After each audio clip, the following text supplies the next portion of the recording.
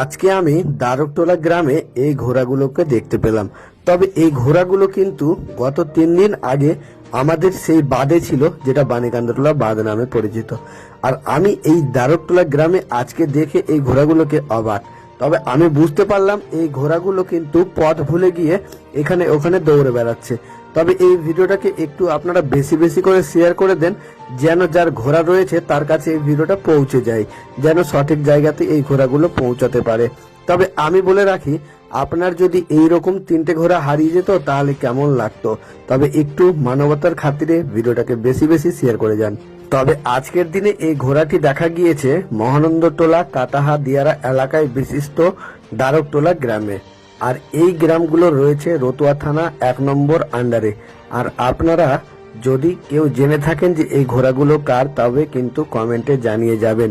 যদি লোকালের থাকে তবে ভালোই।